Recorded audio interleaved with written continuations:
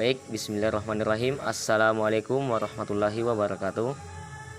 Perkenalkan, nama saya Akmal, Prodi Aquacultur B, NIM G022013. Di sini saya akan membahas tentang hak asasi manusia yang biasa juga disebut dengan HAM. Baik, langsung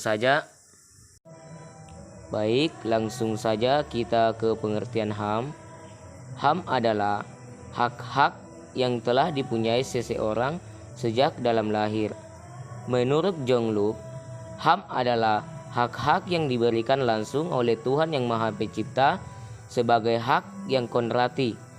Dalam pasal 1 Undang-Undang Nomor 39 Tahun 1999 tentang HAM disebutkan bahwa hak asasi manusia adalah seperangkat hak melekat pada hakikat dan keberadaan manusia sebagai makhluk Tuhan Yang Maha Esa dan merupakan anugerahnya yang wajib dihormati, dijunjung tinggi, dan dilindungi oleh negara, hukum, pemerintahan, dan setiap orang demi kehormatan serta perlindungan harkat dan martabat manusia.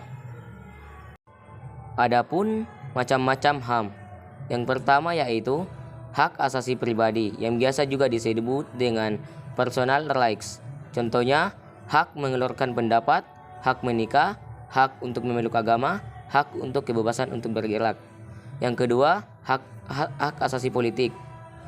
Contohnya yaitu hak mendirikan, menjadi anggota dan simpatisan parpol, hak ikut pemilu dan kampanye dalam pemilu, hak ikut berpartisipasi dalam pembentukan kebijakan umum. Kemudian yang ketiga yaitu hak asasi ekonomi. Contohnya hak mendirikan koperasi, hak menjual, membeli dan menyimpan barang, hak mendirikan badan usaha swasta, dan hak mengadakan transaksi bisnis. Kemudian yang keempat yaitu hak mendapatkan persamaan hukum dan pemberitahuan. Contohnya hak untuk menjadi pejabat, hak untuk mendapatkan perlakuan yang sama dalam hukum, hak perlindungan hukum. Yang kelima, hak sosial budaya. Contohnya hak mendapatkan pendidikan, hak menikmati hasil kebudayaan, hak untuk mengembangkan kebudayaan, dan hak untuk mendapatkan kehidupan yang layak. Yang keenam yaitu hak untuk mendapatkan prosedur hukum yang benar. Contohnya hak untuk mendapatkan prosedur hukum yang benar dalam penahanan, penangkapan, penggeledahan dalam razia, hak untuk mendapatkan prosedur yang benar dalam proses pengadilan. Baik, sekarang kita masuk di permasalahan dan penegakan HAM di Indonesia. Sejalan dengan amat konstitusi, Indonesia berpandangan bahwa pemajuan dan perlindungan HAM harus didasarkan pada prinsip bahwa hak-hak sipil, politik, ekonomi, sosial budaya, dan hak pembangunan merupakan satu kesatuannya, tidak dapat dipisahkan baik penerapan, pemantauan, maupun dalam pelaksanaannya. Program penegakan hukum dan HAM meliputi pemberantasan korupsi, anti-terorisme, serta pembasmian penyalahgunaan narkotika dan obat berbahaya. Oleh sebab itu, penegakan hukum dan HAM harus secara tegas, tidak diskriminatif, dan konsisten. Kemudian kita masuk ke contoh kasus pelanggaran HAM.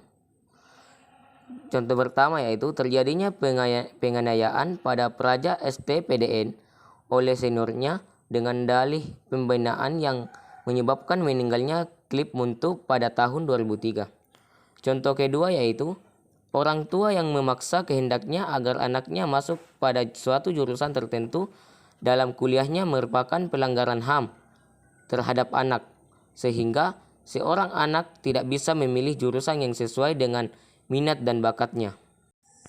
Kemudian contoh yang ketiga yaitu masyarakat kelas bawah mendapatkan perlakuan kurang adil. Buktinya jika masyarakat bawah membuat suatu kesalahan, misalkan mencuri sendal, proses hukumnya sangat cepat. Akan tetapi, jika masyarakat kelas atas melakukan kesalahan, misalkan korupsi, proses hukumnya sangatlah lama. Kemudian contoh keempat, Kasus Babe yang telah membunuh anak-anak yang berusia di atas 12 tahun, yang artinya hak untuk hidup anak-anak tersebut pun hilang. Kemudian yang terakhir yaitu tantangan dan hambatan dalam penegakan HAM. Hambatan dan tantangan utama yang sering ditemukan dalam penegakan HAM di Indonesia adalah A. Masalah ketertiban dan keamanan sosial. B. Rendahnya kesadaran hak-hak asasi manusia yang dimiliki orang lain. C. Terbatasnya perangkat hukum dan perundang-undangan yang ada. D. Adanya dikotomi antara individualisme dan kolektivisme. E. Kurang berfungsinya lembaga penegak hukum seperti polisi, jaksa, dan pengadilan.